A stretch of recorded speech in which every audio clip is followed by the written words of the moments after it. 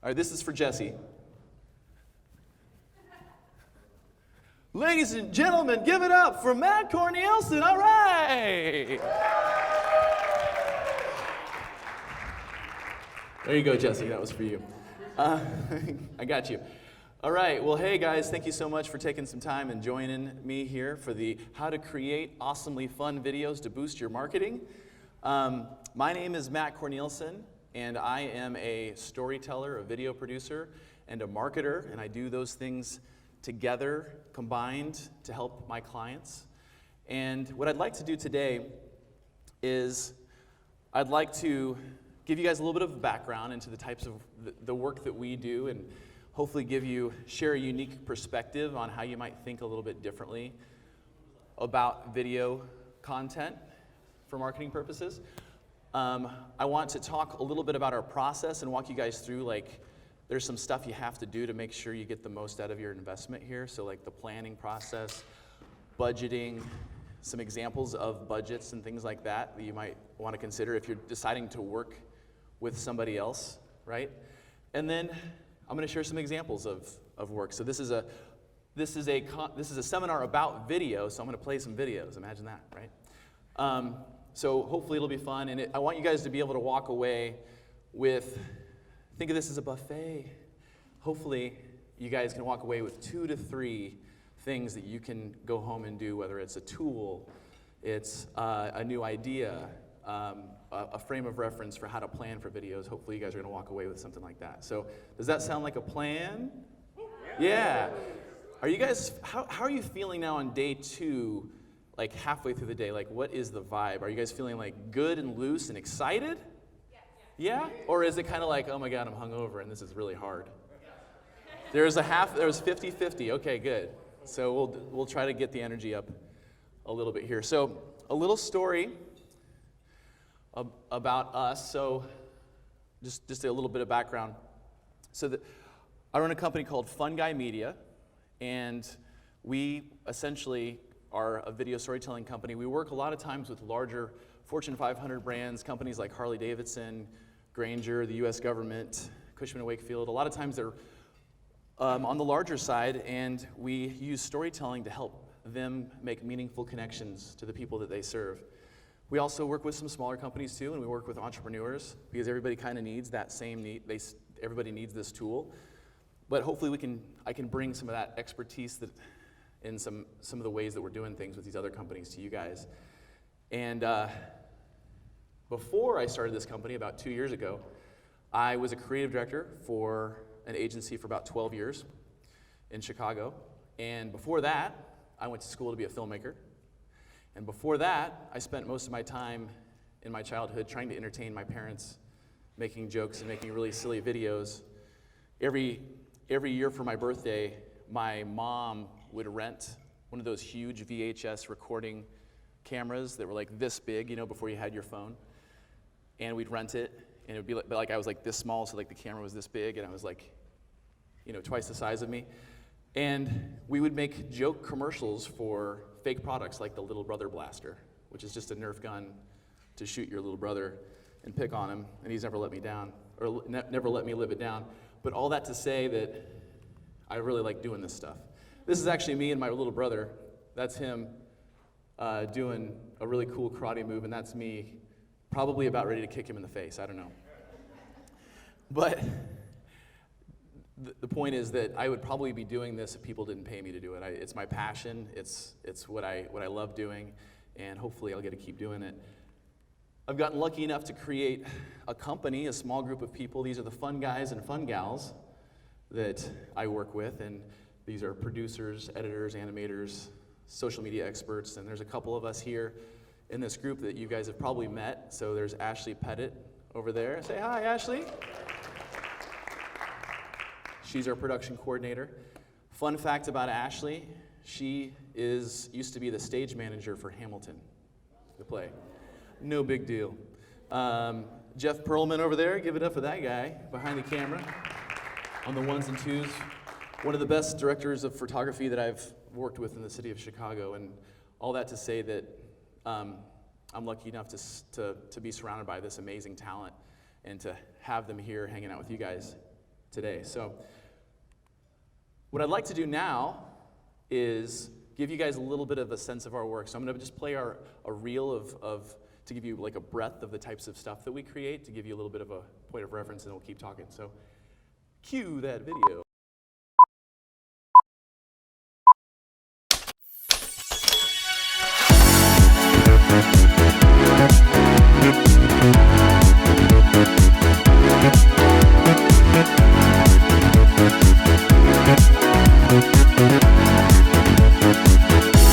And this is Ted.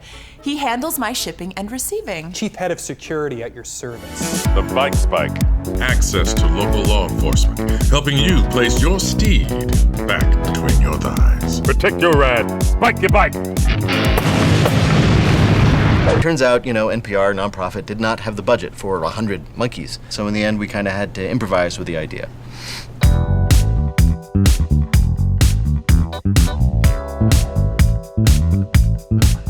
The problem with Congress isn't dysfunction, it's that they diss the very idea of functioning. Bring in the kid.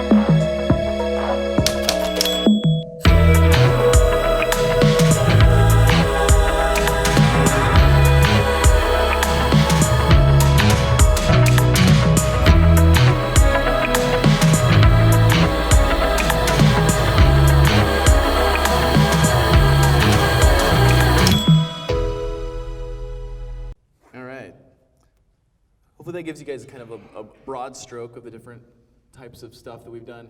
Fun little fact, this is actually me and my brother again. That's my brother over there, and that's me over there. Still making silly videos together, which is kind of fun. So what I want to do right now, so obviously I have a presentation plan for you guys, but what I'd like to do is a little unorthodox and ask. Some of you have submitted some questions to me through email. I reached out ahead of time, and thank you for doing that. But I want to just kind of get the conversation going, because I do want this to be a conversation. I don't want it just to be me talking at you the entire time. I want to get 2 questions that you guys have in the back of your heads that you're thinking about with video. It could be anything. It doesn't matter what it is. There are no dumb questions. But I just want to get 2 to kind of plant the seed. Who is courageous enough to just share some sort of a question that they have, generally speaking, about video in general, that you guys are thinking about right now about your business? Does anything come to mind? Yes, sir. Microphone's intense, okay. I always find myself watching videos and struggling with the correct length of time for something promotional versus something like a recap or a combination of both. What is your thought on the perfect length of video? The perfect length of video. Okay, perfect. So I'm going to embed this into the presentation as we go, because I just want to I'm going to talk more about that, because we're going to talk about that later, and I want to just bring that to the surface. So I've got that one in my brain, tracked, ready to talk about that later on. What was your name? Ian. Thank you, Ian. All right, we got one more, and well, you know what? Let's start with, we'll just go like a sprinkler over here to Jesse. What do you got? Ideally, just what is your measurement for in a video, promo video or whatever? How much is too much and how much is not enough? In terms of what? Cheesiness. Cheesiness. Well, I don't know if you can tell, but cheesiness is, we never have too much cheesiness on the Fun Guy Media team. But how much is too much in terms of cheesiness in a promo video? I mean, entertainment versus, the info that you're trying to pass. The info versus the entertainment. How much is too much entertainment versus how much, what's the right balance of info to entertainment? Okay, fantastic. So we're gonna do that's all I can retain in my head. So I'm gonna put those in, but basically I wanted to get you guys talking a little bit because I want you to ask questions as we go, as you hit a topic, and make this a conversation. So I will get to both of those and more as we talk. So the first thing I want to start with, before we start making cool stuff and fun stuff and making awesome videos, we do have to do a little bit of the hard work, which is the planning side of it, okay? And this is a process that I do with all of my clients, and I would recommend that you do for yourself. And this is really basic, but if you have a napkin, or if you have a piece of paper, or if you have a laptop, this is something that's really simple. Think of this as like a 1-year video marketing plan. You guys probably have done this. Do you guys have marketing plans? Raise your hands. Most of us have marketing plans. Okay, great. So just to walk you through this, and we'll dive into these things deeper, but the first thing is when we're planning video, content specifically, what is our marketing goal that video is going to support? So we need to identify 1, 2, or 3 goals. Does anybody have a specific marketing goal this year? Raise your hand. You guys have any marketing goals? Anybody? No? No marketing goals? You got one? Yeah. What is it? Yeah. I mean, we would like to make a ton of them, but What's the one? the one marketing goal is to, while we're here, is we want to get our video and at least, in what we consider at least go viral, to get at least, You want your video to at least go viral. at least by 50,000 views, which we would consider viral enough, and then to Okay. mount from there, yes. Okay, got it. So you want a lot of views on your video content. Right. Okay. Organic, yeah. And what's that going to do for you? It's going to boost our brand, right? Boost your brand. So building brand awareness, getting more people aware of your brand and your club. Right, the ultimate goal is to drive everyone to our website. Drive people to your, okay, that's what I'm looking for, right on. Okay, cool, so drive people to your website. Does anybody else have any marketing goals? Yeah? You can just shout them out.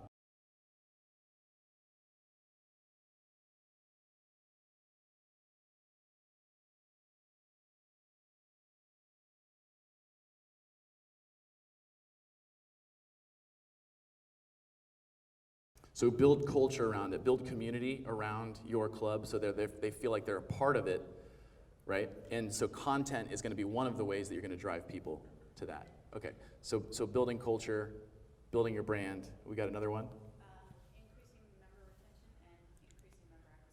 Increasing member retention and increasing member acquisition.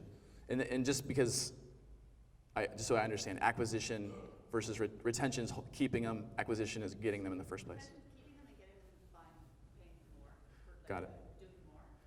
Okay, cool. More than like other tournaments, and then their acquisition, brand new, finding new people, attracting them. Great. So whether you take those goals and for yourself or you're coming up with your own, the point is that we want to make sure that we have a goal, 2, 3, whatever it is up there. And video is going to be a tool to get there. It's not going, you mostly shouldn't have a goal that's just like, I want to make 10 videos, right? Because that's a tool to get to your marketing goals. So the first thing is write down your goal, whatever it is. If you have a napkin right now, put it down. Put something in the placeholder. It doesn't matter what it is, but I just want you guys to have this as a placeholder and we can change it later. Next is going to be the budget. How many people have a budget for video this year? Yeah? We got about 3, 4? Cool. How many people are planning to make videos this year? Everybody. How many people are planning to get somebody else to make the videos for us and we're not going to make them for ourselves? Raise your hand. So about half the people. How many people have a budget to do that?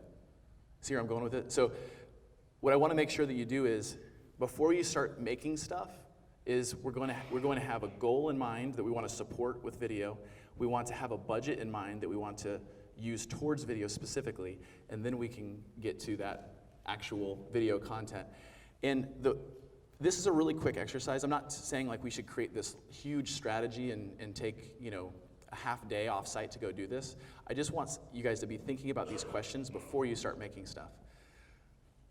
The video list that I ask people to think through is, what I'm trying to get people to do is to focus their time and their energy. So if you think about the 80-20 rule, right? 20% of our activities are going to yield the most results, while 80% are not going to.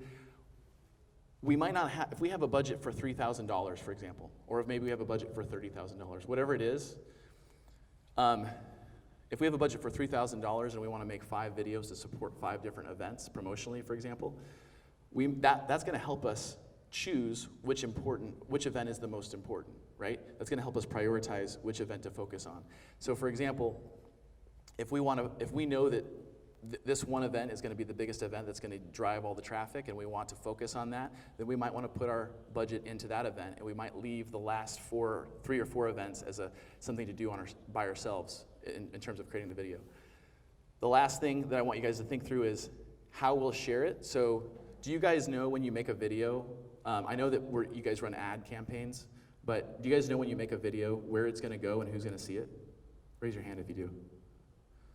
Some people do? Okay. So this is just the simple exercise of video is different videos, and this might go into like the balance question. Different videos are optimized for different platforms. So if you make a 3-minute video that's about your mission, vision, and values for your company or for your club or for your culture, that piece, it might not necessarily make sense to be the video that you put on Instagram, right? We're optimizing these videos for different platforms so that you're getting the most out of your investment. So we need to understand, is it Facebook? Are we trying to build a community in our social media presence and Facebook? Is it through email? Is it through our website? And we want to know those things before we start making this stuff. For example, one of the things that I always try to tell people when you're talking about sharing video, does anybody put a link to their video in their signature of their email? Anybody? No. This is just one small little thing that you guys should start doing. You'd be surprised. I just started doing this a month ago, and I have a little thumbnail for our reel, that reel that you guys saw. I put that in our signature. You would be surprised. I've had 20 people in a month say, "Oh my God, I saw your video, your new video. It's amazing. I saw the little thing." They were telling me about it. And that video is not new. It's been around for a while. I'm like, these people who know me, who know that I make video, are talking about my new video that they haven't seen. And all of a sudden I'm having conversations that I haven't had with people, and it's just embedded in your conversations. So I just wanted to throw that out there as like a little tactical thing when you're talking about. So I'm gonna get into these things in more detail, but these are the questions that you need to answer first before you start making stuff. Now when we get into, this is a tool, when you get into planning a specific video, this is a way, if you're going to be working with a vendor, a partner, or even an internal person who's going to be making video, this is what's called a video brief. Some people call it a creative brief. But we fill one of these out for every single piece that we create. This ensures, and I'll send this to you guys, you can take a picture of it or I'll send it to you. And this is an example for one of our clients, Cushman & Wakefield. This ensures that there's total alignment on the thing that you guys are creating together as a team. Think of it like I'm paying money for something and I'm getting a receipt. And this ensures that the expectations are met. So the questions, think about this not as a year plan, but this is for one piece of content. The very first conversation we have is we fill this thing out in a discovery call. And we're answering questions like, what is your target audience? What are they currently thinking, doing, and saying? And what do we want them to think and do and say after they watch? How will we measure success? Maybe it's the amount of views. Perhaps it's just anecdotal feedback. What are the key messages? What are the things that need to be said in it? What are the stakeholders? Meaning, who are going to be the people that actually approve this content? Because it's really important to make sure that process is really smooth. Creative considerations. I've erased some of this because it's confidential, but individuals to appear on camera, locations and important dates, timing, when is it due, what are the deliverables? When we make content these days, a lot of times we have 3 or 4 or 5 deliverables every time because we're making that video that's going to go on their website, but we're making the 60-second piece that's going to go on their social media and their ad campaigns, and we're making that 30-second piece and that 15-second piece. Reference materials and then samples. We go through this process, and you don't always know the answers to these questions every single time, and you don't always need this many answers. If it's something as simple as an event promotional piece, this might be already answered for you. But go through this every single time. Does this make sense? Any questions on this? Does anybody do this? Would anybody find this valuable to start doing? Yeah? Okay, good. I want to take a picture of it. I'll also send it to you guys. Also, I'm going to have cards here. If anybody wants to reach out to me individually and has any questions about this or wants the presentation, I'll just send it right to you so you can have access to it. Okay, let's talk about money. And then we'll get into the fun stuff, I promise. When we're talking about budget, money is hard, right? And if we think about how important it is to think of this ahead of time, at the end of the day, we're making an investment of time or money, right? So we want to be very intentional about it. And I think that there's some important things to understand about if you're thinking about buying these video services from other people, because there are different types of video vendors out there, right? Not everybody is created equal. There's a couple of questions that were sent to me ahead of time that I really appreciate. These are a couple of questions that I want to talk about. Am I getting good value out of my video partner? Are there different types of video people? How much do they charge? So I'm going to talk about the last two because I think that's really important. I can't speak for every video partner out in the world because there are different types and they provide different value. Think about it like there's different tools for different jobs, right? But I can give you guys a frame of reference, and I'm going to give you guys a couple of examples, like sample budgets to consider. So here's a really high-tech scientific graph that I created. And this isn't about better or worse. This is just about different tools for the different jobs. On the top of the pyramid, I put Fun Guy Media, or a company like ours. Basically, we're an agency or a production company. When you hire Fun Guy Media, or a similar company, you hire a team to take you through the entire process from strategy to creative concepting, from script to screen, and everything in between. So we have a team of people that are walking you through that entire process. And on really big ad campaigns, for example, or really big video projects, people need that. And there's a long-term benefit from that. But if you're creating one event video by yourself, that might be like hitting a tack with a sledgehammer. You might not need something like that. In the middle here is what I would call like the videographer editor people. They are going to do a fantastic job at creating an amazing image and editing a video and putting really cool music to it and making it very creative. But they aren't necessarily going to be the people that help you think through the strategy of how this video is going to be used and that sort of a thing. Your friend that has a camera is a great option for a lot of people. And the difference, obviously, as you can imagine, I'm sure, have you guys ever worked with a friend that has a camera? Yep. Has anybody ever worked with a videographer editor, kind of a professional? And then has anybody ever worked with an agency or production house? A couple people, okay. So I saw you raise your hand 3 times. Is the experience different? How is it different? Well, financially it's different and the output is way different. Like with a big agency, we had access to all of the raw footage, so we had access ourselves. They were able to, in our particular case, stream live for us. Yeah. And then like our friend with the camera was able to give us stills and footage that we could edit. And did that work out, like the friend with the camera? It worked for the job, right? It worked for the job, yeah. It was great. It was perfect for the job, exactly. So I think, thank you. My point is that there isn't one right, it doesn't make sense to work with one over the other. It just depends on what the job is, right? And I think the way that we think of our, like the Fun Guy Media side, is that we're going to be a higher cost, or a production house will be a higher cost than like a videographer editor or the person with the camera at the beginning. But the clients that we work with are going to be a longer term relationship where we're going to build rapport and we're going to tell story over time. And we're going to be coming up with creative ways to use footage that you already had in the first place and using it in different ways. And we're going to build that over time. And obviously we're going to bring the strategy part to it. Your friend with the camera is great. Like if you need an event, if you need to cover that and you need to like share some clips the next day, that's perfect too. Is that helpful to see that there are different types of groups of people? Yeah? Yeah, go ahead. You're saying that so then with the top levels that the strategy comes into play, meaning like when we get the video content, what do we do with it now? How do we take it to make it work like we expect it to? So the top person, is that somebody that can give you like the resources, the knowledge to make that video work for you in a strategy? Right, is it completely turnkey where now it's like, hey, great, we know. Yeah, In an agency environment, like a marketing agency, the answer is yes, most of the times. For a production house, or we're kind of more of like an agency hybrid.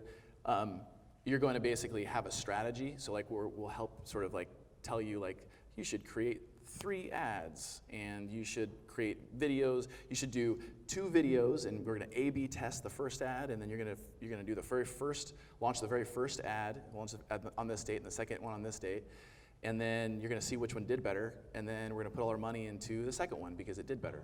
So that's what I mean by like executing like the stuff around the video, not just creating the video, for example. Does that answer your question? Okay, cool. So one more thing I want to show you guys. So there is also a difference between like a long-term asset and a short-term a long-term shelf life video and a short-term shelf life video. So I'm going to share a budget here so you guys get a sense of like the Fun Guy Media video this is a recent budget for one video. And this is a video, this is not for your ad video for 30 seconds or 1 minute. This isn't for your highlight reel. This is like a mission-driven video that tells the story of a company, and it's sort of a bigger production. This is probably an average budget for us for that type of content, but I just want to show you this so you can get a sense of what goes into this. So we've got a pre-production, production, and post-production, and the way that we do budgets is by person and by days, and then we add that up. And then you have these additional like miscellaneous items where we pay for music licensing and voiceovers and scripts and equipment rental. So we're doing, in this case, we're doing like interviews, and we're doing strategy, and we're doing creative concepting. We're writing a script. Now I understand that that's not necessarily what you guys always need. Has anybody ever made a video like this? You have, yeah, okay.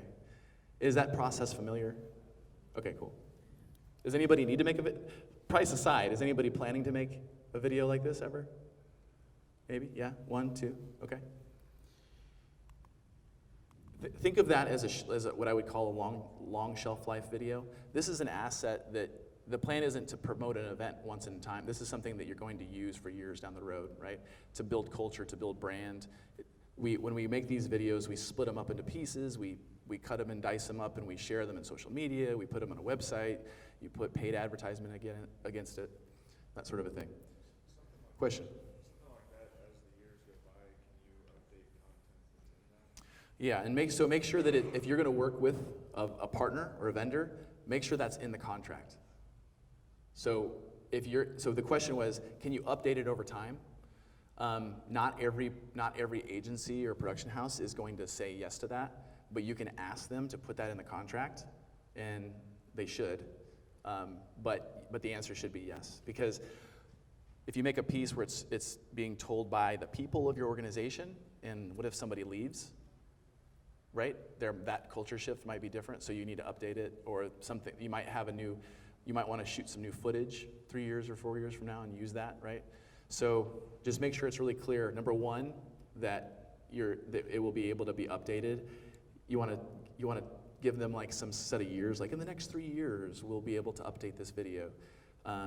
This many drafts is another thing that I like. We want to have 3 more drafts for this, so they'll build that into the scope of the work. Is it usually when you do something like this, you would have, there's tons of content that's being filmed or whatever else. There's this much filmed and this much used. We have access to all the rest of it. So that was something that our person over here was just saying, that she has access to all the content now, right? That the agency shot or the production house shot. So you have access to that. So, and yeah, we would always do that too, but I would expect most production houses to be able to give you access to that, and then to be able to use that, like to cut that up and edit that how you guys want to afterwards, for sure. And this is something that, these are just recent budgets that we just did for clients. This is an event video budget that we did where you don't need the creative stuff and the strategy stuff, and we just need help producing it. And in this case, we didn't have a pre-production phase because we already knew what we needed to create. And we did need to capture it. We did some interviews, or we plan on doing some interviews. We plan on doing some B-roll, so that's the production side of it. The post-production is the editing in the overseeing, and then there's some miscellaneous there. So you kind of see the difference between those two different types of videos, right? Any questions on this? Okay. All right, so that's the planning, the budgeting stuff. Now I want to get into the making and the creating and the fun stuff here.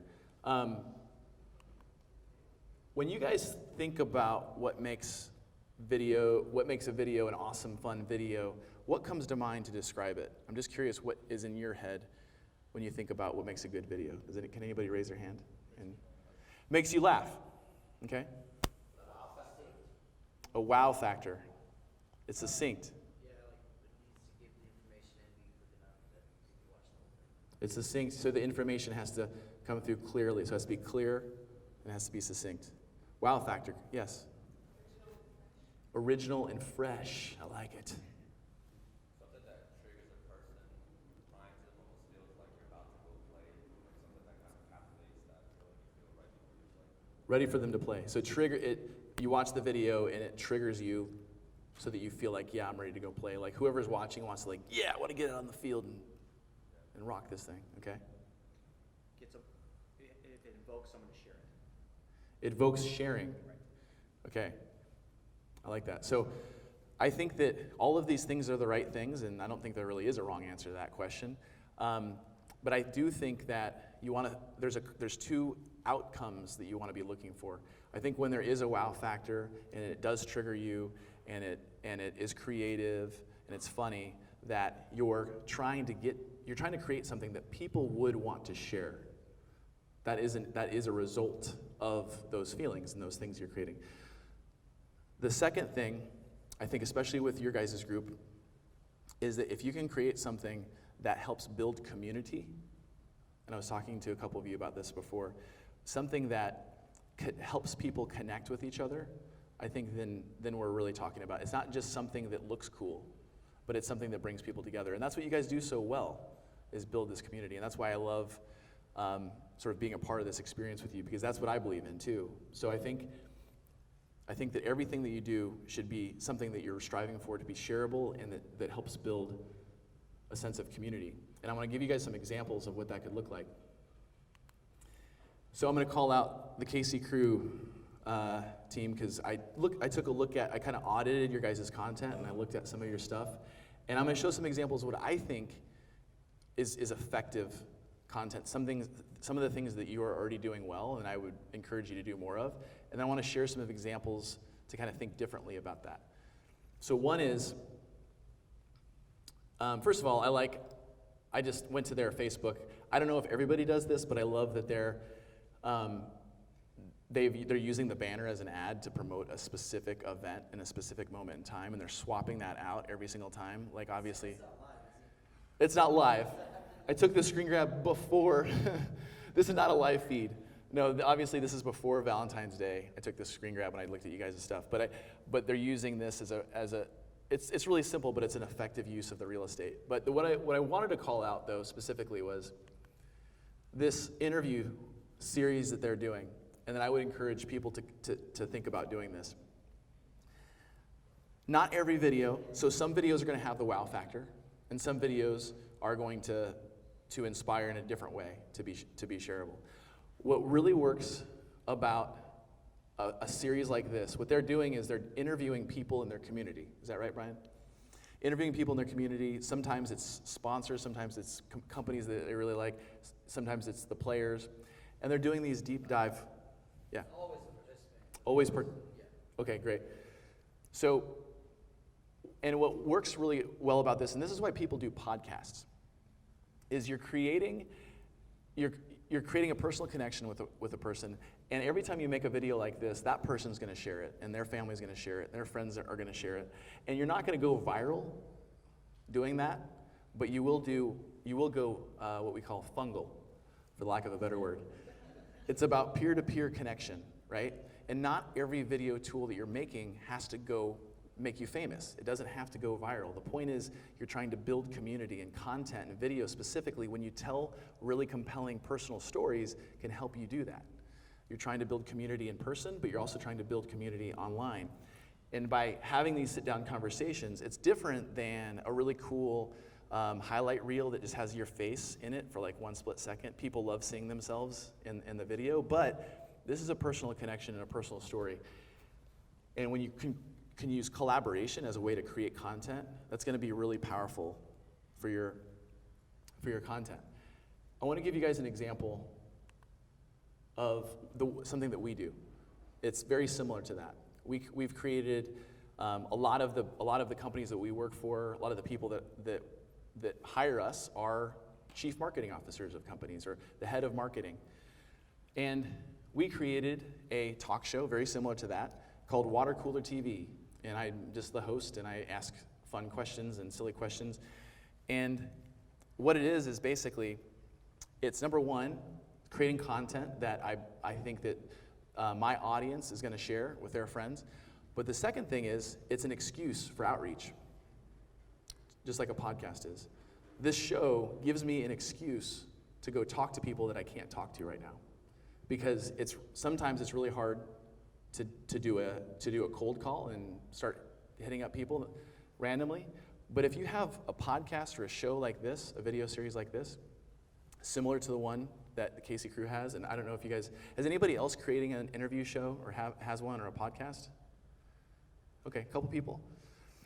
So what I'm doing is, number one, trying to build a community around the people that I serve, but I'm also, now I have an excuse to talk to people that I haven't been able to talk to in the first place. So not everybody wants to answer the call of the person that they've never met, because there's nothing in it for them, but they might want to answer the call of, hey, would you share your knowledge and be a part of this community and be a guest on our show? Check out this really cool show that we created. So I'm just going to play just a quick clip of this. I'm not going to play the whole thing, but this is an episode, and every episode that we create is a themed episode, and this is actually of our guest is an entrepreneur, and I'll just play it for you.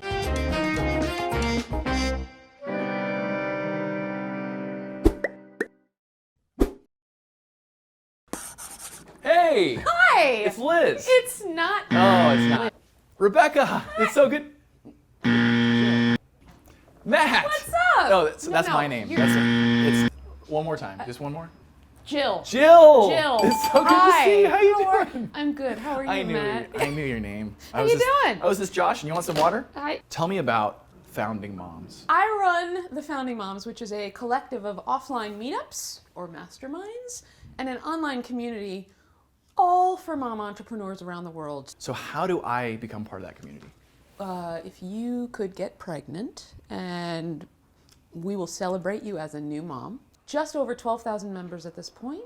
We run the gamut from brand new moms who have just had or adopted babies, all the way to grandparents who've just sent off the grandkids to college. Back in the day, Matt, I used to manage bands for a living. Really? I did. That is so different than what you're doing It now, is quite isn't it? different. I started a second business selling baby jewelry. So when I was pretty much doing both of those at the same time and found out I'm gonna have a little baby girl, I realized, hey, I'm gonna go bananas if I don't learn how other people do this. And lo and behold, there are a lot of mom entrepreneurs who feel that the business world doesn't pay attention to them. Lots of opportunity out there for women entrepreneurs. Sure, yeah. But not once you've had a baby. It's sort of, a lot of people believe the brain comes out with the baby. And Okay. so I'm Really? here to tell folk. Right. So see, that example doesn't necessarily have some of like that wow factor. It's not necessarily a high production piece, but it is something that is a part of my tool set when we're creating videos. Sometimes we make the wow factor video, sometimes we make the short series video as a way to connect with people that we want to connect with. And this, I can tell you from doing this, like it's led to multiple new relationships, multiple new clients, and it's helped build a community around that. So I want to share that as an example. Any questions about it? Does that make sense? Yeah? Do you ever interview somebody that doesn't really, the content seems great. And yeah, we try to. Do you have somebody that does a really poor job? Yes, all the time. Those episodes are real short. The question was, does anybody ever do a poor job in the interview? Yeah, I spend, I don't know how many interviews I've done over my career, but the majority of them aren't necessarily always people that are comfortable in front of camera. I mean, it's not even it's not even about the personality. It's just like you put a camera in front of like the CEO of like a lot of really big companies, and they melt. They can stand up here and talk, but it's different. So there is a little bit of a process of getting people comfortable, and we have sort of a way of doing that. But I try to just ham it up with them as much as possible. I try to look like the idiot. I try to be, like whenever somebody else is sort of struggling, I try to look way dumber than they feel. And that often kind of gets them out of their skin a little bit. Was there any other questions about that? Okay. One more example of creating collaborative content. And I'm trying to share with you guys just some ideas and some examples that are a little bit different than maybe some of the content you guys are currently creating. Some of you may or may not know this, so I play air guitar professionally. And not too long ago, so there's a whole air guitar community around the world. There's a world air guitar competition. And not too long ago, I'm also a musician. I made an album, and I was doing a Kickstarter for the album. And I needed some way to get this thing out to the world because nobody really gives a shit about my music. I mean, that's okay. I'm cool with that. My mom, she likes it. She says she likes it. I don't know if she really does. But I needed some piece of content to get the word out and something interesting and something different. And I wanted to rally the community that I had. So I didn't have money to make this. At the time, I wasn't going to hire somebody to shoot something. So the idea was, what if I could get, and I had a song on the album called the Air Guitar Song. And I thought, okay, I'm going to have this, I'm part of this community, and you guys have your own communities. What if I could rally the world air guitar community and get them all, just using their iPhones, to do air guitar to my song, and they would send the footage in, and then I would edit it together as a way to get 25, 50 people contributing to this story that's totally connected to them because this is their community and their world. And the thought behind that is, one, to make something fun and creative, but the other thing is, again, building community, building connection, leveraging the community as a way to create stuff that people want to share. So I'm just going to play this as an example so you guys can see what I'm talking about.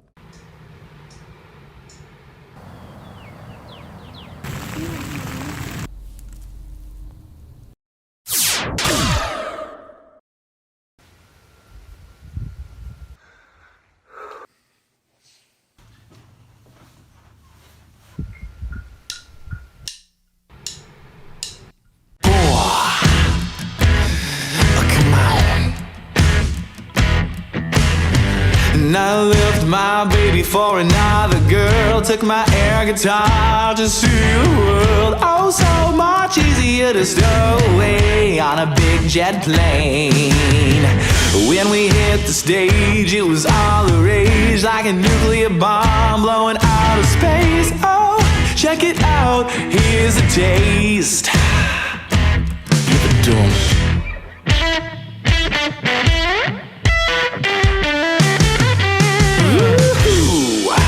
Good. But when I came back home, she was all strung out. Poor their guitar, she was fretting about how I played her solo so long. So she sang me this song.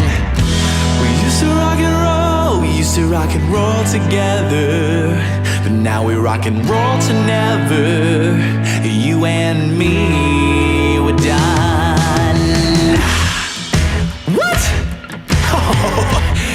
We ain't done yet. We just getting started. I think we should get sexy like we used to. Check this out.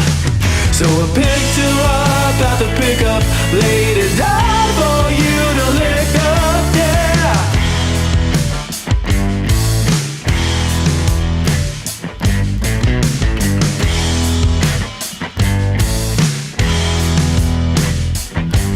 Turn our knives up to 11, turn the light into a weapon, yeah.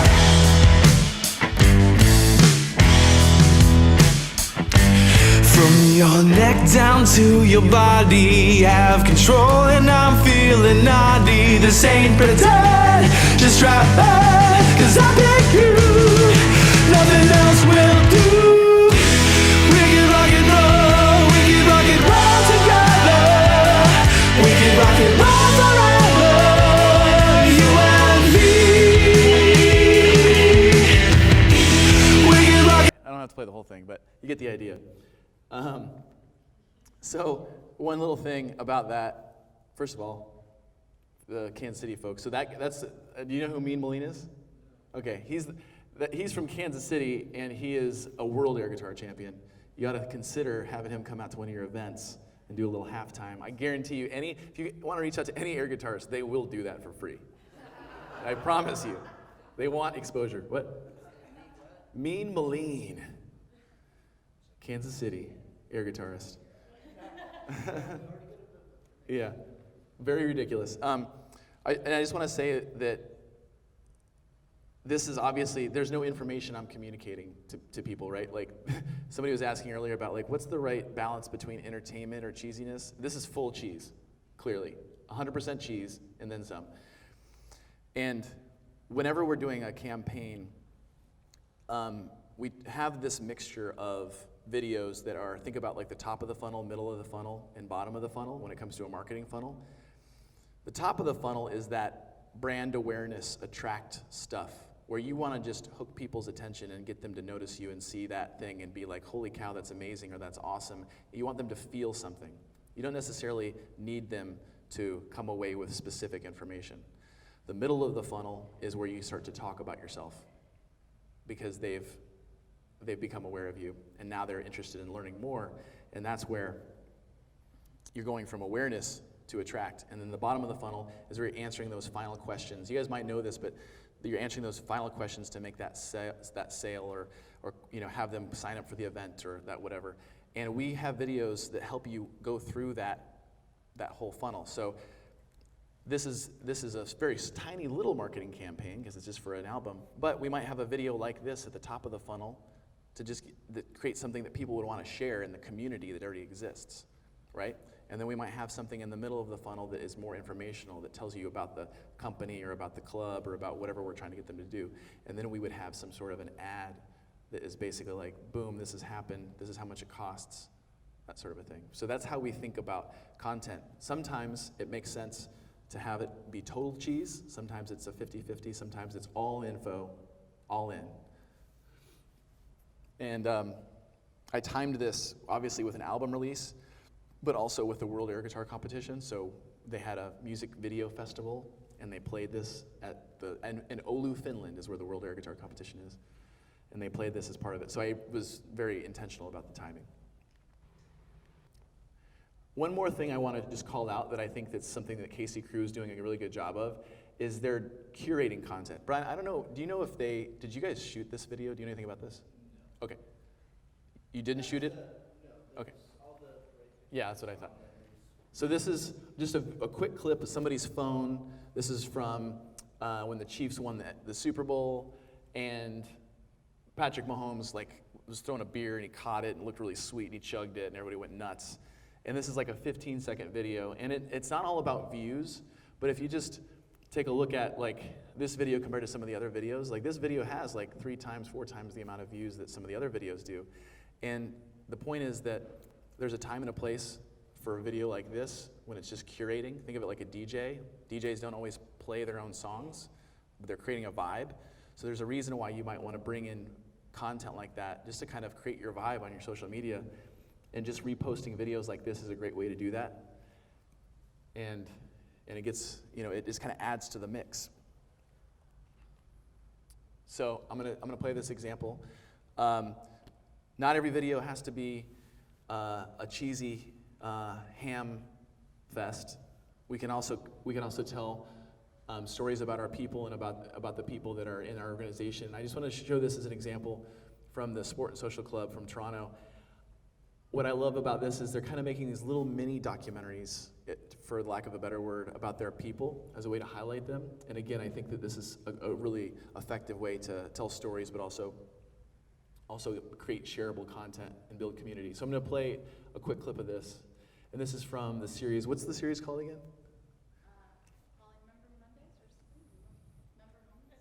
Member Moments? Okay. And this is an episode called Besties.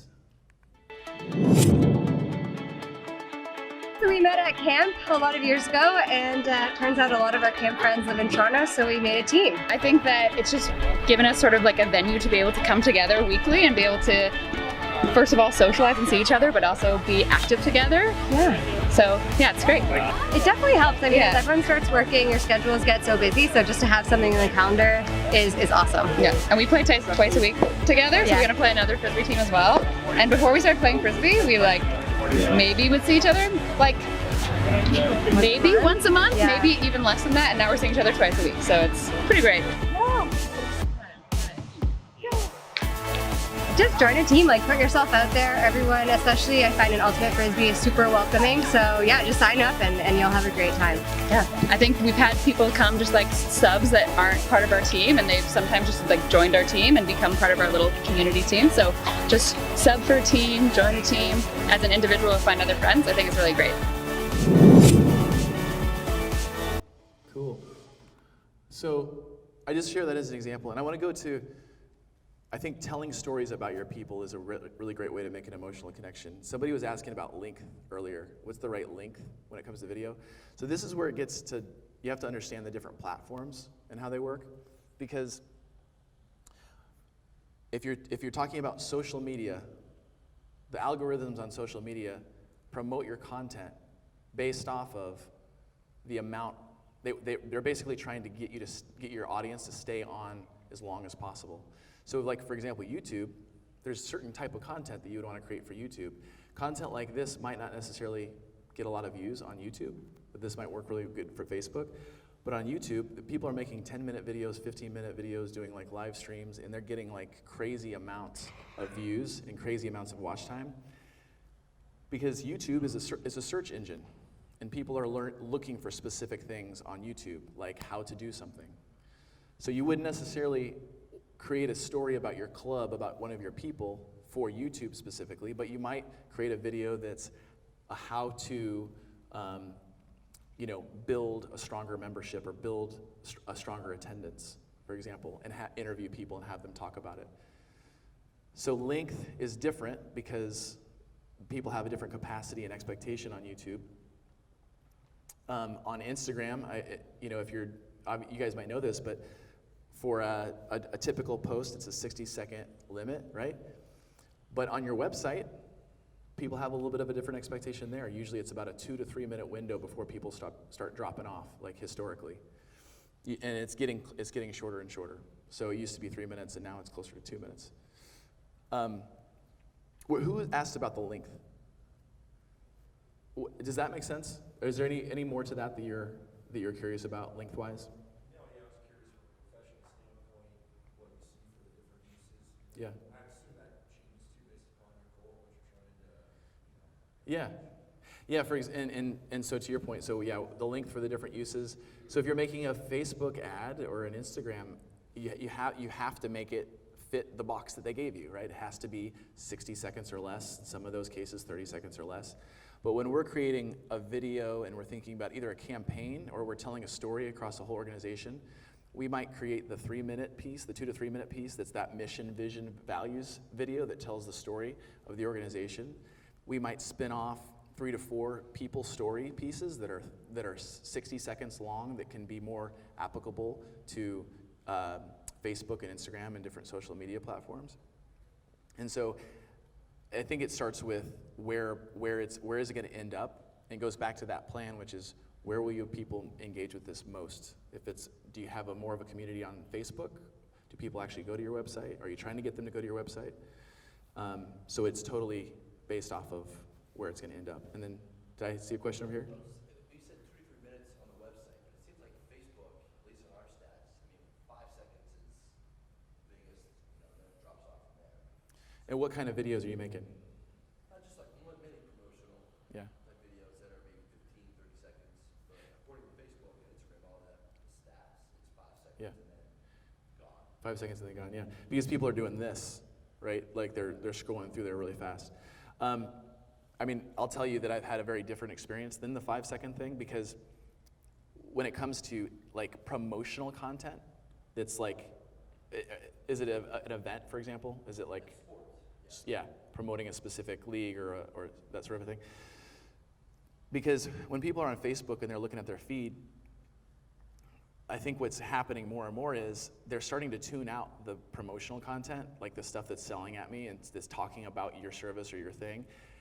But if it's something that they connect with, we're starting to see longer.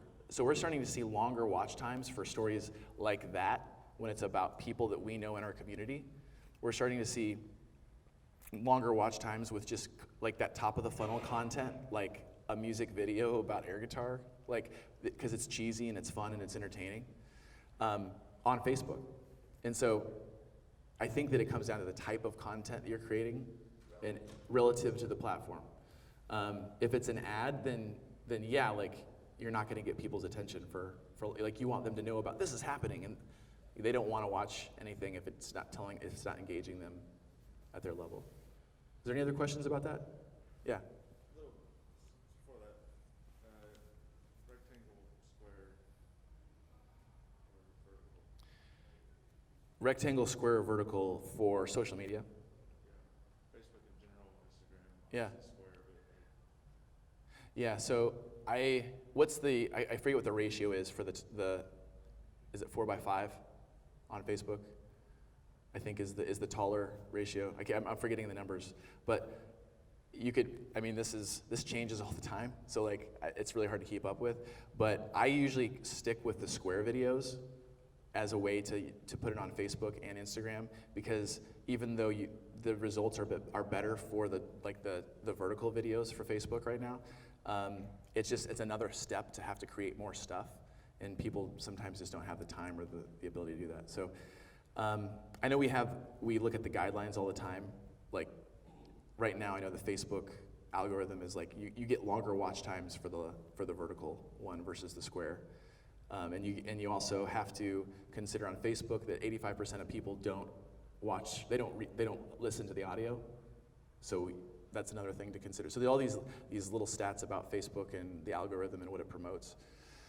Another thing to know about Facebook is if you guys create a series, and if you ever created a video that says like or subscribe our video, Facebook now has vocal recognition that they basically ding your content if it hears you say something like subscribe to our thing or like our video. That's a new thing that just came out a couple months ago. It's audio recognition. So it's like people who kind of have like a more of a podcasty like series type of a thing, they should know that, because if you get one negative mark against your video or against your content, it takes like 10 positive marks to get out of that hole. And what happens is they stop promoting your content to all your people.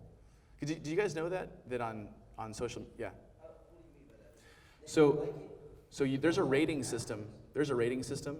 Without going too deep into the social media thing, there's a rating system on Facebook content, for example, that you can do certain things like, put something on there that's inappropriate, right?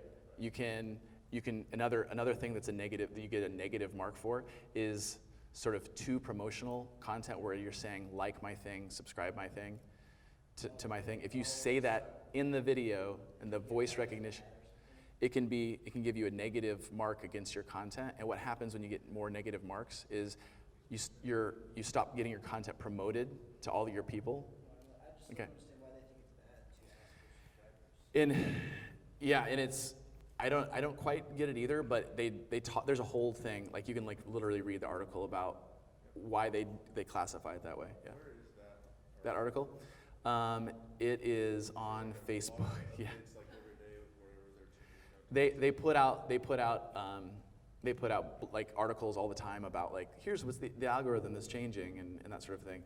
I know I have like these all marked, and I can send them to you guys if you're interested in it. Yeah. But it's just really hard to keep up with it, man. It's really impossible. Even for us, it's really hard. Well, it's frustrating to us if we're spending money to promote something, and then they change the goalpost in the middle of what we're spending, and then we have no idea if 15,000 people actually saw it. Yeah. That seems illegal to me, but that's just me. Yeah, I mean, you have to. It's hard to keep up with it, and it's. I mean, I'm not Facebook. I'm just the guy that's making this stuff. But yeah, but it's. You have to follow. I mean, if you're a marketing company, you're Yeah. seeing that. You have to know what's going on, yeah. And so we try to stay on top of it. We try to educate our clients as much as possible. And at the end of the day, there are social media agencies out there that focus on social media, and that's not our wheelhouse as much as like we want to make sure that we're educating people on what we know that's going on in social media, because you're going to be using our content to promote it. So, but yeah, I can send you that article. Cool. People stories. I want to share this as an example. We create mini documentaries all the time, and I want to share this as an example of a people story. And because I think that one of the things you guys can consider doing if you're going to be telling stories about your people is we sort of have a process for doing that, where we sit down and we interview somebody for an hour and a half, and then we create like 10 to 20 different videos that can help you basically create evergreen content for like the span of a year or 2 years. So when you think ahead like this, it's a way to get ahead of the curve. And I just want to show you this as an example of a people story. This is about a wedding singer in Kansas City named Patrick Lentz, and we're basically helping him tell his story to help him stand out from the other wedding singers. Oh, I should say one thing. Psych! I should say one thing. So we're creating a mini documentary series around him, and we've already created this and released this, because there are 1 million wedding singers in the world, and there's only one Patrick Lentz. And the reason why I say that is because in a lot of cases, that's what helps people be set apart from other people, is their story. And so telling the story of the person behind the business, that's why we're doing this.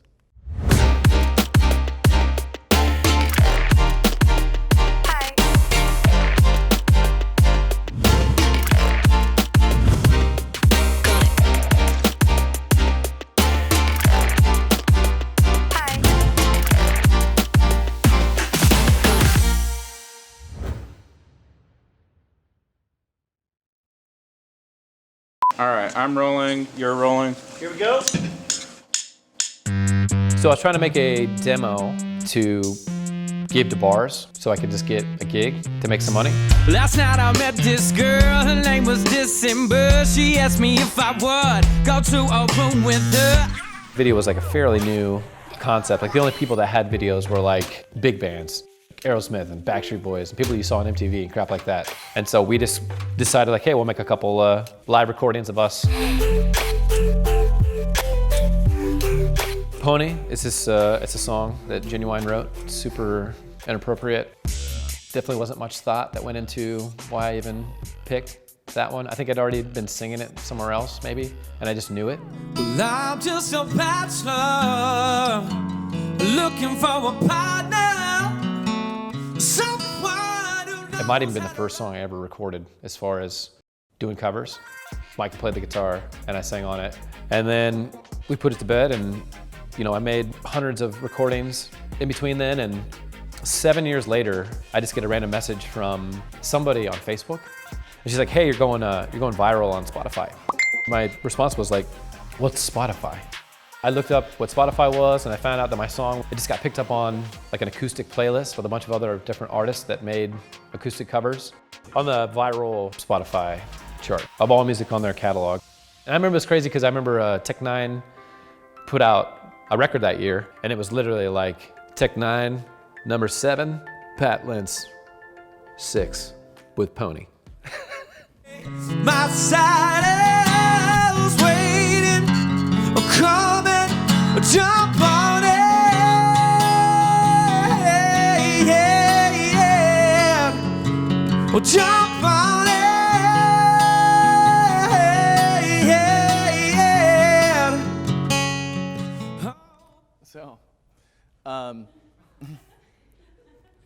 So that's kind of fun. So, we're telling his story, and it's not informational, right? This is, again, another example of a brand piece that sits at that top of the funnel at the awareness.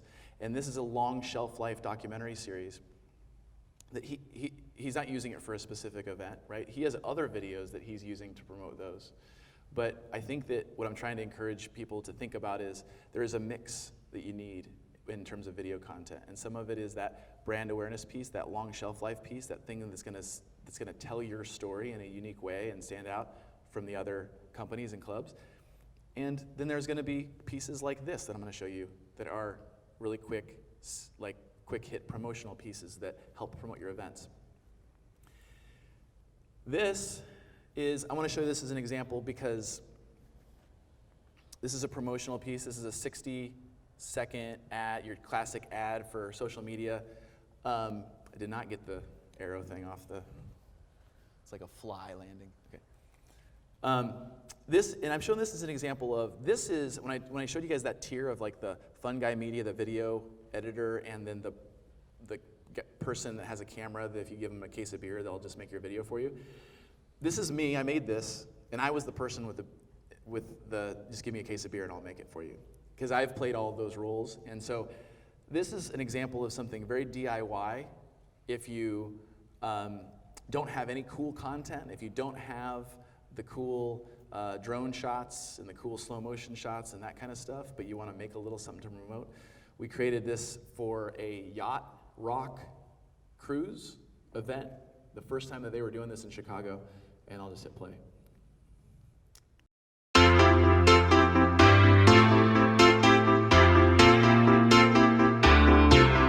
Just let it go, run away. We can be there in a couple days. If we believe, we will see all of our dreams in a getaway. Come on and ride with the tide. I will be right here by your side. We can be free like the sea, 'cause we have nothing left to hide. Song of the whales, strong as the song of the whales. Yeah, yeah.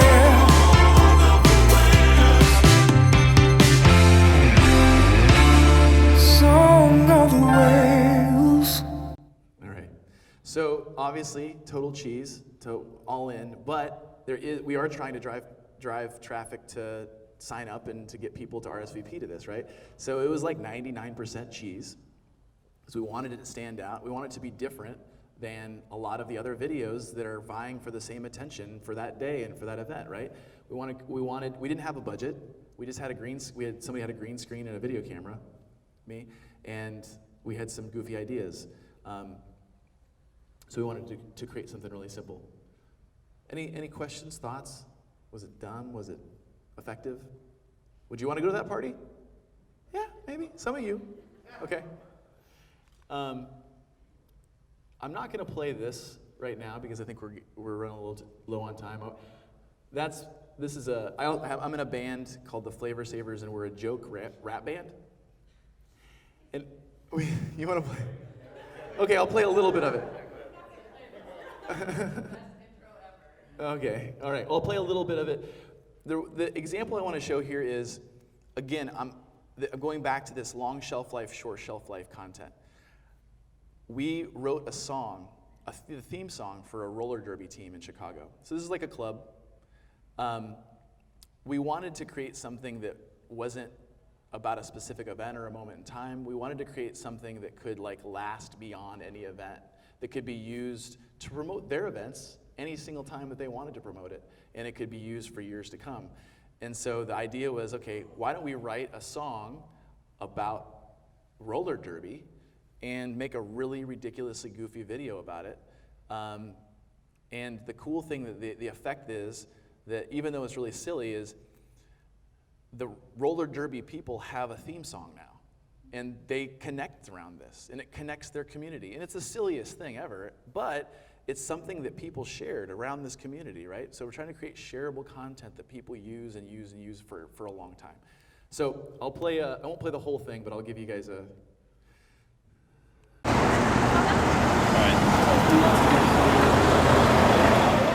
What I'm saying, I'm not going to be intimidated. I'm not going to be intimidated. Give her shut up.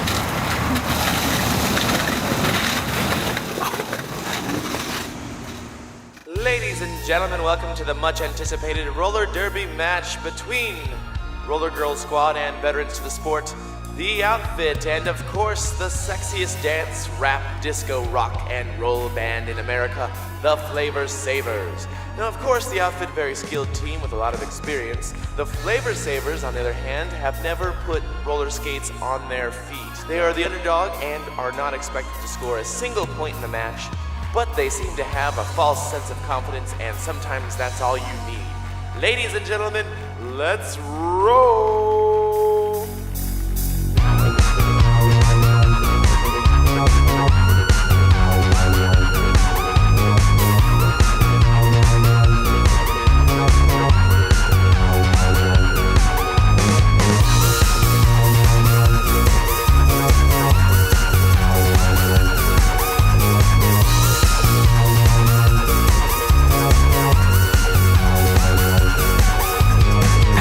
Baby, roll away. It's a ring, so you'll soon roll round my waist. And shove me down, baby. Try to score, don't matter, roller girl. I just want you more.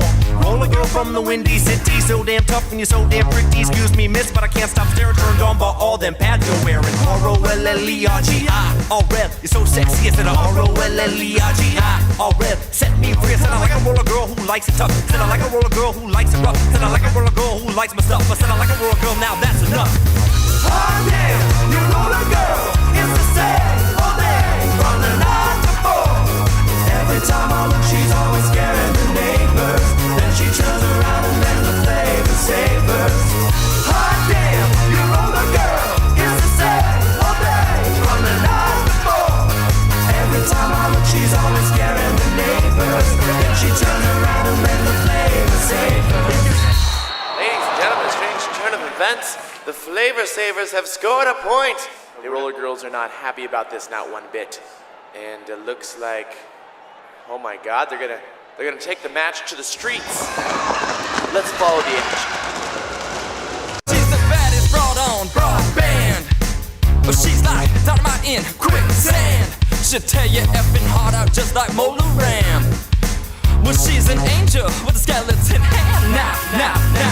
I got nothing against you ladies, just stay away from my stash and shades, please. A warning to the rest of you guys, let me give you one little piece of advice. Now listen close to what I'm saying. These roller girls aren't effing playing. If you get involved with the roller chick, you gotta remember what the safe word is.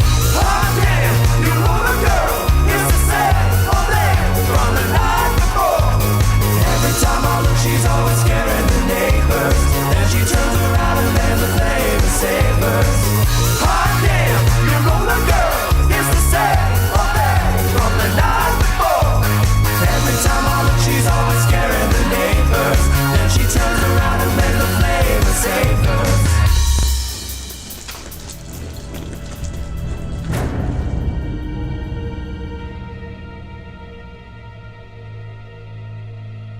Gadzooks, ladies and gentlemen. It seems the Flavor Savers have found themselves in a tough spot, caught between a rock and a roller girl.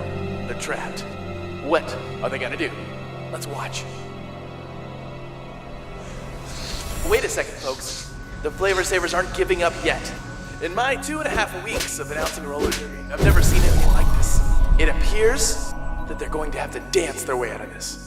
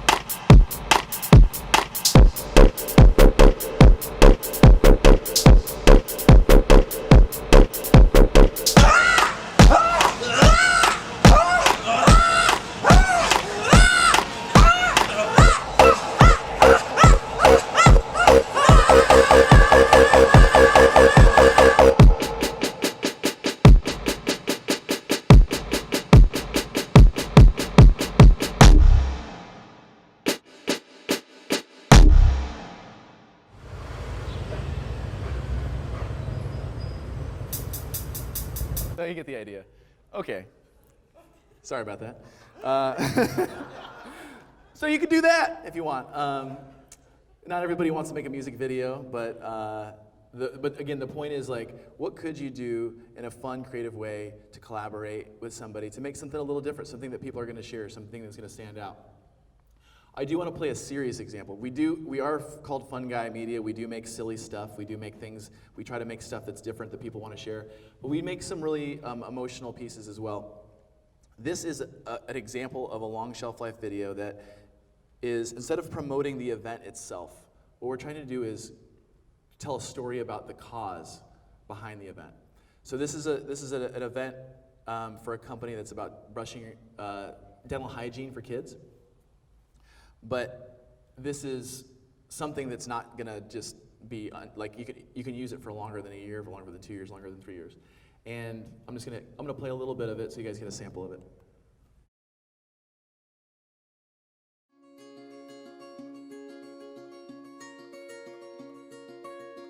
Poor oral health can really have a negative impact on students' learning ability. More than 30% of children in Illinois have cavities at some point. Some students, when you look at them, you can clearly see that the teeth in their mouth are rotting. I've actually had kids before tell me that their teeth hurt. I've had kids who've had cavities so bad they had to actually have a tooth pulled. Can't learn if you're in pain. Tooth decay is actually the #1 preventable childhood disease. Unlike a lot of other things that might be going on in children's lives, oral health is something that can be improved just through knowing more about it. The Land of Smiles program is an oral health education program delivered to Illinois children ages pre-K through 3rd grade. And it really teaches the message on why it's important to take care of your teeth and how to brush properly, and that it's also important to see a dentist. There are many programs that teach oral health education. Ours is different and I think unique because we utilize characters to deliver the message of the importance of oral health. We've been providing the program to Illinois schools for over 10 years, and in that time period, we've been to more than 800 schools and talked to more than 300,000 children. I feel like other oral health programs are usually a dentist coming in and talking to the kids, or they bring in a mouth and they try to show how to brush and they talk about things to eat, but the kids just sit there and they just listen to someone talking at them. I'm all about as much interaction as possible as a teacher.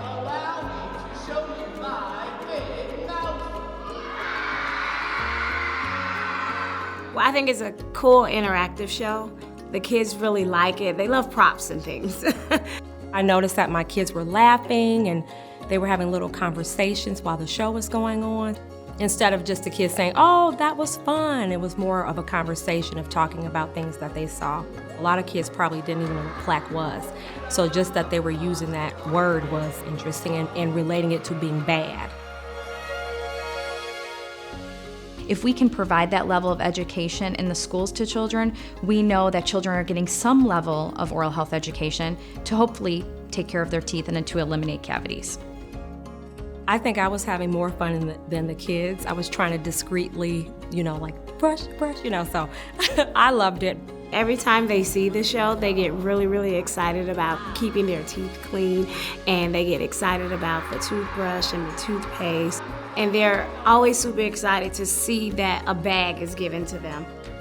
Some of these kids might not have a toothbrush or toothpaste at home all the time. To be able to leave at the end of the day and know, these 200 kids all have toothbrushes and toothpaste, and they might not have before we came here. If we get them excited about our program, excited about taking care of their teeth, I think it's an important job to do. Keep brushing and keep smiling. Oh yeah. All right. So that is an example of sort of that mission, vision, values piece, right? That tells the story of the organization or of the cause. It's not an event promotional piece, but what would happen is if you create something like this, you might take footage from that and you might create a specific small 30-second, 1-minute piece in order to promote that specific event. But information to like emotion or you could replace cheesiness with emotion, right? As like the sort of the brand side of this. There's a lot of that brand play when it's about emotion, but there's certainly a lot of information there, right? So that's like a 50-50 example. And I think it just depends, again, on where you are at that part of the funnel, that middle of the funnel piece like this, where it's about the organization. We're like 50-50. Cheese or emotion to information. I wanted to show you this as an example, just for going back to that budget thing. These are just the budgets, and these are based off the days. So the top one, case of beer, took about 2 days to make. The middle one, if we had the videographer, editor person do it, that's about what it would cost. And then the lower one, more of this is an agency type video where we have more of a process to it. All right.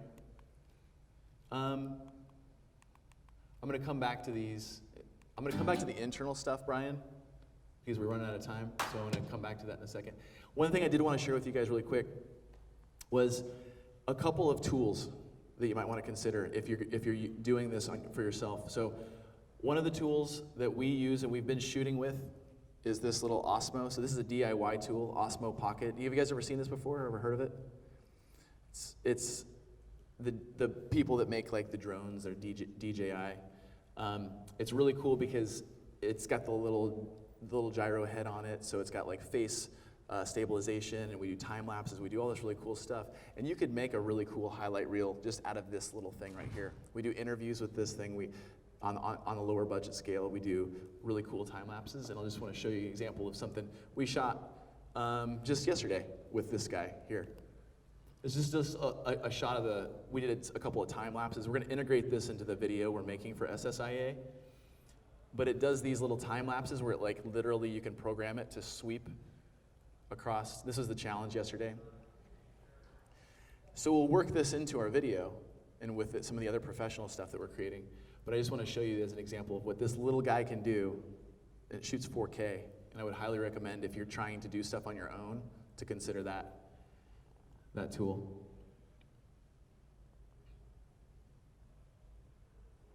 You're just holding this by hand? We just set it on top of a surface, and it has a little Wi-Fi connector thing that you connect to your phone, and you just do everything by your phone. So I can actually look at a screen on my phone. What is that? This is called an Osmo Pocket. This is when you guys are getting set up for last night's event. But this guy right here, Osmo Pocket, it's about $450 with the Wi-Fi connector. It's a real simple tool that especially if you're doing DIY stuff, that you can really consider doing. What's up? Sold. All right. I don't get a cut of this, so maybe I should. No. And this is for the people who are thinking about going a little bit more professional here. This is in our toolkit. This is something that Jeff's running around with here. If you're looking to step it up, or if you want to have a video person join, you might want to consider having them bring this if you want to get some of those really cool slow motion shots. But the Sony A7R2 is like a DSLR camera that shoots video. It comes with the 24-70 lens. This little guy is a Ronin. Same people that make that little pocket. We put our little camera on this thing, and it's got the really cool sweeping shots that are really steady. And then if you're going to do anything like interviews, at the very basic level, we'd recommend having some sort of simple shotgun mic like that in your setup. Is anybody planning to like gear up and do their own videos? Raise your hand. Yeah? Maybe on the fence. Would you guys be considering something a little like this and doing a higher production value type of video, or would you be more in the Osmo camp?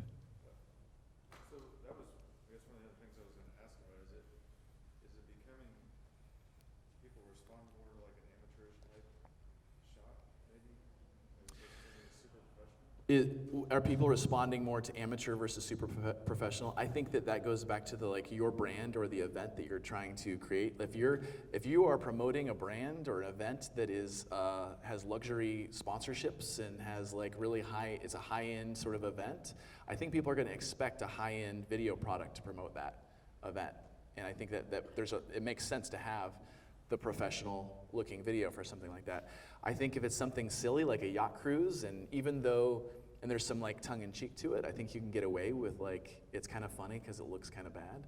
But I've also seen some really great video campaigns that people in the SSIA that they've created stuff in-house, and it's not the highest end thing, but it's effective because it tells maybe more of an emotional story. Even the video that the Toronto folks created, it's not necessarily like this, you're not seeing drone shots and all this high production value stuff. It's really simple, but it's effective because it's a compelling story.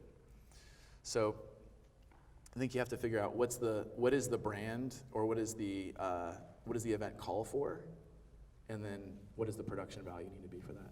Does that make sense? Okay. What other questions do you guys have on that? Anything? What questions do you have? Yeah.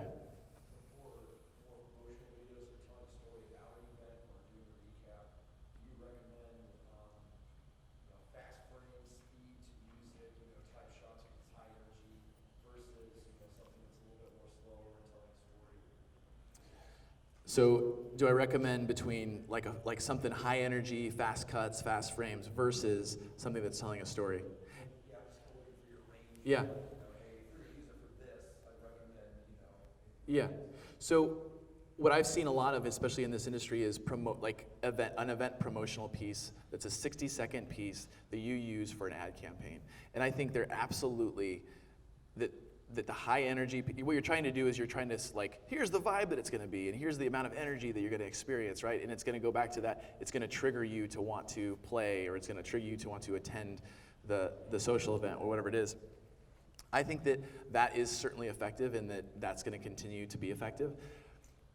What I'm advocating for, even at that level, at the promotional level, is what happens when every video is the same video, and everybody's got dubstep, and everybody's doing drone shots, and everybody's doing these things. Every single one of them does that. Not that there isn't a time or place for that in the mix, but I think what's happen is people just start tuning out a little bit more. It becomes part of the wallpaper. So what we're trying to get clients to do, and people that we work with, is how do we do something that is going to tell a compelling story, that is going to be something that is maybe a little bit different than what people see in their feed day to day, and something that maybe they didn't expect, right? And at the end of the day, is it something that could be shareable or build community around it. For ad campaigns, you're going to lean into the highlight reels and the promotional pieces and the shorter pieces that are just like, boom, it's funny, or it's fun, or it's awesome, and it's high energy. For storytelling on your website, or in certain social media postings and stuff like that aren't necessarily ad campaigns that you're going to boost, I think there's plenty of time and place to have that. I think you have to have both, is the point. You have to have stuff that's promoting your events, and you have to have stuff that tells your story or your community story. So it's a mixture. What else? Yeah.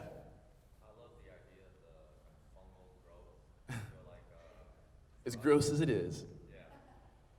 For all of us, I think we market our business as best we can, but ultimately the best marketing is a captain that accompanies a train, somebody meets at a bar. There's nothing that can replace that.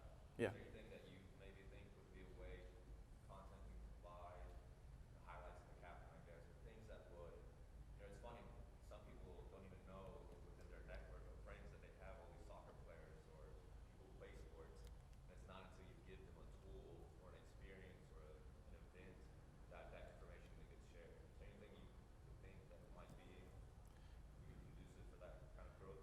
Yeah, content-wise, right? Yeah, so going back to thinking about the growth or the connection as fungal versus viral, right? Peer-to-peer, one person at a time, your community that exists. When I think about my audience, like people that are going to need our services, I think about not just educating, telling them about my product. Like, look, we're selling this to you. Here's my product. I think about entertaining them. I think about educating them, and not just about me. I think about them and the community that they're a part of. So I make music videos for them that they share with their people. I make stuff about them. And I want them to be the star of the show and not us. And it's not that everybody's guilty of that, but I think what I want to see more and more of, and what's more effective, is telling stories about people. That's one of those, that example. So there's like little documentaries or interviews and things like that. I think it's creating fun, quirky, silly, funny content that people want to share. And I think it's telling emotional stories that people really connect with. I think it's some of these examples that we're sharing with you right now that aren't necessarily ads, but it's about content that people are actually going to make a meaningful connection with, and they're going to talk about when you're not in the room, right? Does that make sense? Yeah. Okay. What else? Anybody else?